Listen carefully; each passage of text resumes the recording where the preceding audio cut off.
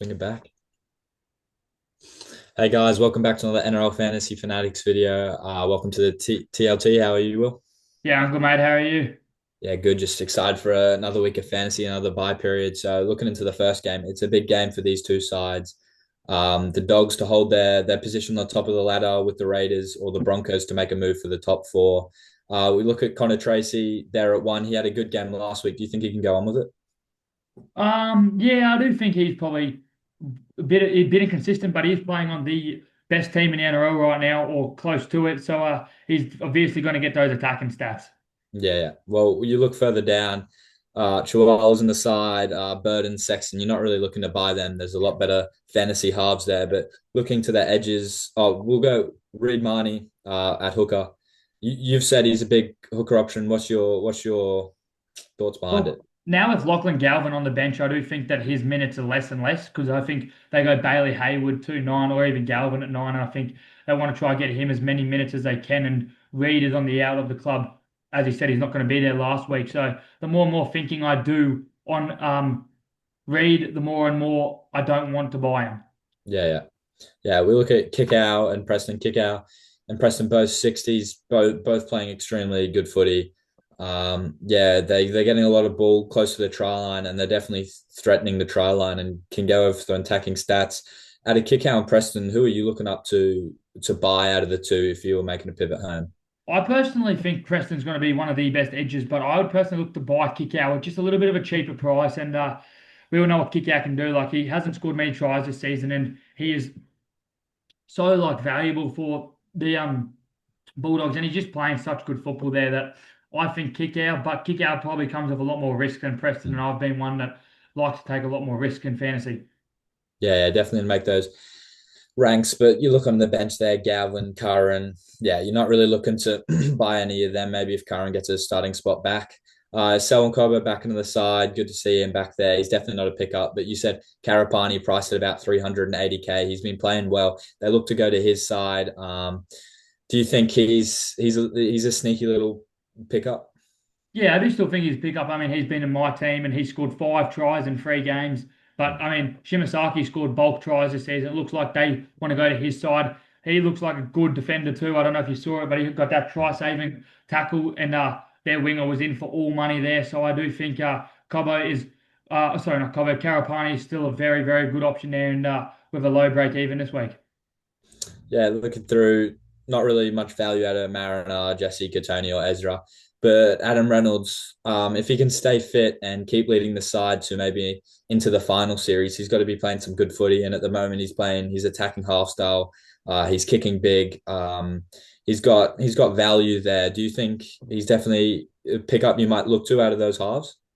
Yeah, it could be quite an interesting half. I do think I would go Jamal Fogarty over him as he kind of just does everything, and his base is kind of he can go low as a 55 when I feel Reynolds, if they get flogged, can still go lower than a 55 there. So if I was to go with anyone, I would go with a Fogarty, but I do think that Reynolds could be like a pot option and say that he could do really, really well. Hmm. Well, looking to the forwards, you can maybe see a bit of value out of Willison, like he played last week. He played pretty well, but yeah, not really. But Cothing Hetherington, just watch out on team list, see if he'd be a good cash down option if he can get that starting prop, get through a bit more work. But yeah, you're not really looking at any of these guys on the interchange for the Broncos. So Nah, just not looking much into the else next there. game. Going down to the next game. Yeah, so we've got uh, Flanagan's side and Ricky Stewart's side here. So KO Weeks. Yeah, he's been a bit topsy turvy. Not really looking to pick him up. Not really to pick anyone up in that back line there. But Jamal Fogarty, he could definitely be a pick up. I've had him for a couple of weeks, and he just does everything for the Raiders. Do you agree that he could be one of Yeah, the he does. top buys for a half? And Strange does absolutely no kicking there, which I think does really make Jamal one of the better halves there. And when he gets those more attacking stats of those try assists and that, I do think Jamal is going to be good, very good, and probably the best, one of the best reserve halves you can have as your ideal halves pairing would probably be a Cleary or Katoa. Hmm. So you got Horsburgh there. If he keeps playing consistent, like he's playing some good footy, he's getting through his work. Not many missed tackles, like 60 on the weekend. Do you think you could see him as maybe a guy on your 14th, 15th, and 16th?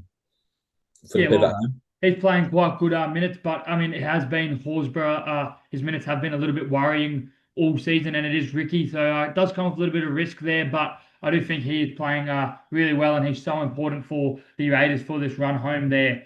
But keep in mind, this is without no Josh Papali'i this week, so you should expect big minutes. But Mm. when Papali'i does come back, his minutes probably take a downfall. Yeah, Tom Starling, he's leading the hooker chase for me. He's 50. He's been pretty consistent this year, not his top as last year, but he's definitely can look for a 50 this week.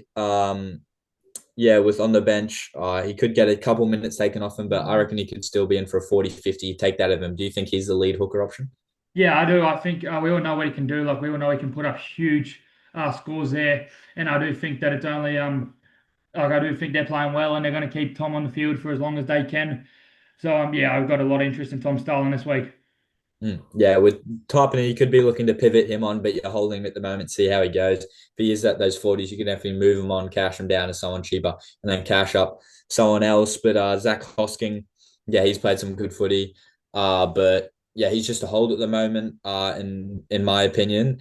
But yeah, if you've got him, you're holding him, see if he scores big. But looking on the other side of the ball, we've got Gutho not really pick up really in that back in that top seven for the Dragons. They haven't been playing the best of Dragons, but good to see them get the win. Damien Cook, are you seeing him as a pickup? Yeah, Damien Cook, not really as a pickup there. Jacob Little's been on the bench all season long, and it is if Cook plays 80 minutes, he's going to score well. But how many times has he really played 80 minutes this season? Not enough for me to buy him, and his PPM is just not good enough unless he gets a try assist or try there. Yeah, 100% agree. You're looking more on this forward interchange. If Jacob Little maybe get that start spot back or Cook goes down, Little could definitely be a pickup. We know what he did, and we know what he did last year. So yeah. Yeah, not really much else on the Dragon side here. And then I'll talk us through the Cowboys side. Scott Drinkwater, he has been quite interesting, quite up and down. I've had him since round one. Where do you think Scott Drinkwater sits as a buy this week?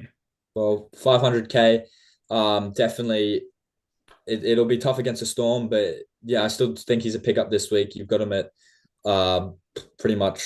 You could maybe wait a week, but he's pretty much rock bottom price. He's definitely a pickup, and we know what he can do. Like he's an absolute gun. I'd see as a Yeah, pickup. and I don't think he's so important for this Cowboys team that Hmm. if they want to start winning games and they're close to the eight, it's going to be all on Scott Drinkwater. Yeah. Jackson Purdue has been absolutely uh, rocks and diamonds pretty much. Where do you sit without Jackson Purdue against a pretty good Storm side this week? Yeah, well, there's not many centers to really move him onto this week, so you're definitely going to hold him. Uh, you said it well in the previous video. You said that good to get some cash down option this week, and then hold Purdue for next week and sell him to Purdue for someone like Latrell Mitchell. You could even go to a gun wolf wing fullback or even Herbie Farnworth if you've saved up 400K. There's definitely a lot of cash down options to go down to this week. But yeah, I definitely think he is a sell next week. You hold him this week. Yeah, I mean, I think you pretty much hold everyone that's a green tick this week, as the scoring is better than and then you can trade them next week. But Mm. really nothing else on this Cowboys side that I'm interested in. But on this Storm side, Ryan Papenhuyzen, I'm not really going anywhere near him. Do you have any interest in Papenhuyzen as the wing fullback? Not really, not really yet. If you were to pick him up, it'd be over the next 2 to 3 weeks. Um, like yeah, he's at 500K. You're just sitting on him. I don't think he'll peak anymore to 600K. I could be wrong, but yeah, he's just a watch. If he goes big, yeah, we could pick him And up. and then where do you sit with on the Jerome Hughes race? Do you think Jerome is a very good buy this week, or are you a little bit more hesitant on him? And if you were to go Jerome, would you look to anti-pod him with other halves like a Jamal Fogarty or Daly Cherry Evans instead of Jerome? Yeah, I definitely look to more someone like Fogarty. He does so much work for them. But Hughes has just been really a bit inconsistent this year. You never know for the run home.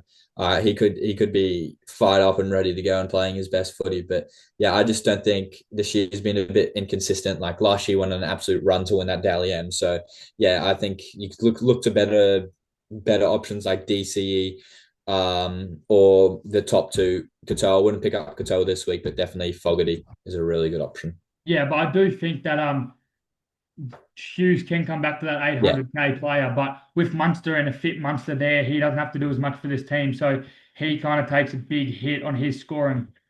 Mm. Um, Gone down, Eli Katoa, where do you think he sits in the edge rankings for this week?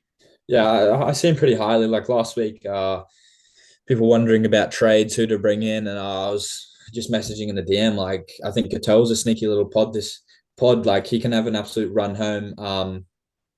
Like 60K, 600K at the moment.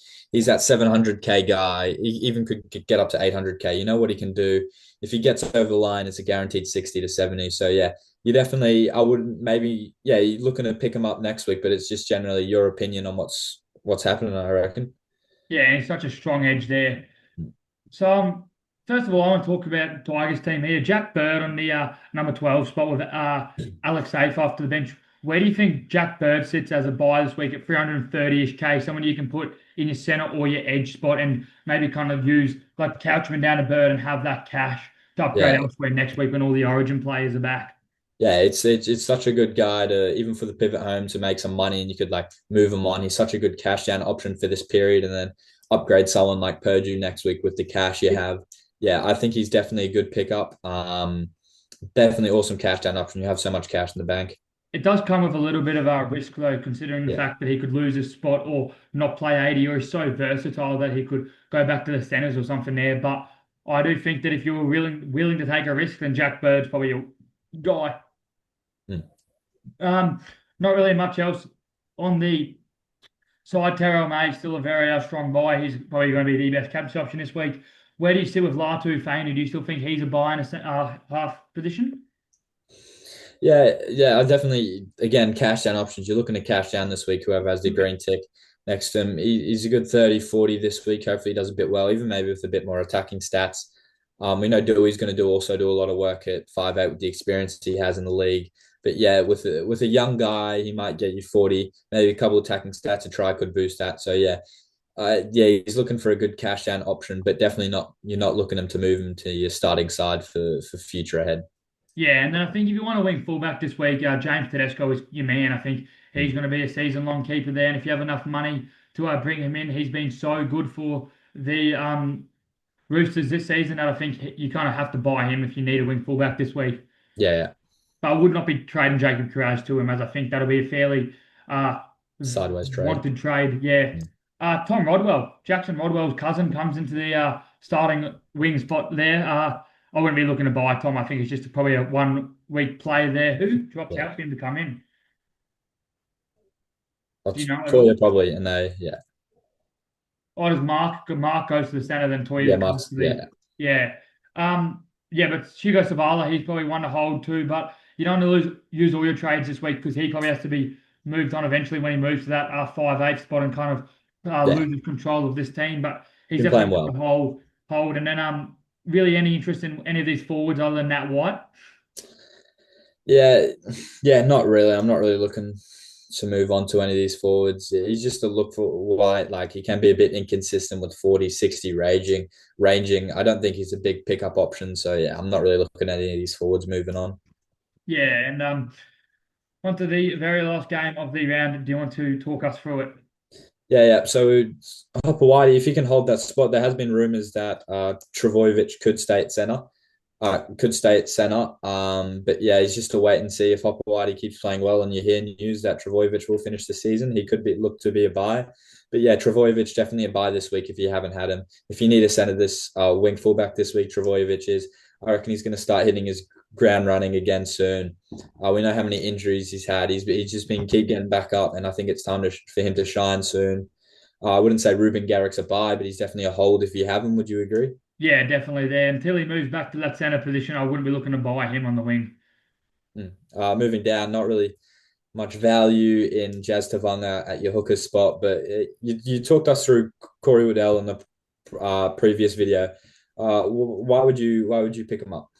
I just think, well, obviously Olakawatu is injured, so I think that if Corey, we've seen enough sample size of him being a 650K player and scoring 45 plus there in the edge, and at 430K with a mid and edge dual position there, that he has really only value in him if he gets those big 80-minute rolls, which obviously it does come with that risk of you saying he's not going to lose his spot. But I do think that Olakawatu is 3 to 4 weeks away there, which if you have enough trades in the bank and you think it's enough for Waddell to get up 600K, then he's a good buy. But obviously, it does come with a bit of risk, as all of these players do, as they're not really all slam dunks.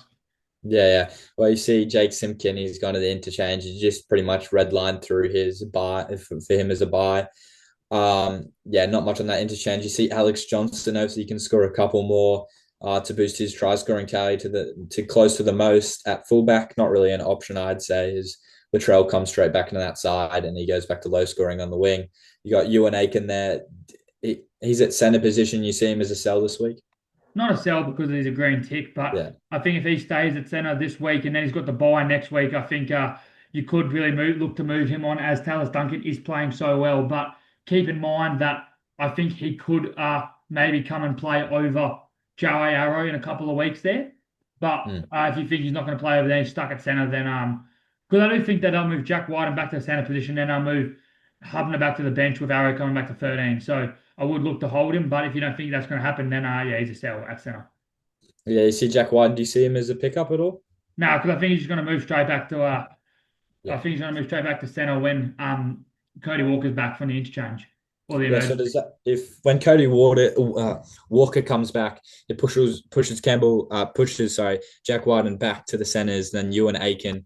Do you see him going back into the edge position, especially Yeah. how well Tails Duncan plays? Do you see Arrow or Well, Duncan getting the? I think Arrow goes back to the 13 position and Hubner back to the interchange. Oh yeah, yeah, yeah, and keep Talis there, so he could stay as Yeah. a keep, but he could also lose minutes there. But Keon also as well at 10. If he scores another 30, you're looking to move him on as well. Well, I mean, I don't think that he could definitely be in the best props there, but I think he's going to need to play 80 minutes if he wants to keep his 65 plus average up. And I don't know if he has 80 minutes in him every game. To keep in mind, they were getting destroyed against the Dolphins, which is probably why he got the rest. But I think if he goes and plays another 70 to 80-minute game, then he's pretty much a hold for a long time there. But if he gets another 55-minute game, he could be used. His cash could be used to get in another player. Yeah, well, move down into the change. Not really much there, Pete Mavazoulis. You see also Brandon Smith makes his way on the reserves. Could you see him as maybe future pickup? They do have a lot of um, hookers in line, and especially they might keep that extra hooker position on the interchange. So it gets rid of his minutes, but could you see him as a buy maybe? No, I think Could move in the it's going to middle. be a funner watch as an NRL fan, but I don't think he's really one to buy. And I think that's the last team list there. So a short one there, but yeah, thanks for watching, guys. DM's always open this week, and yeah, we'll do the buy hotel probably come Thursday as it starts Friday. But thanks, guys. See you in the next one. So yeah.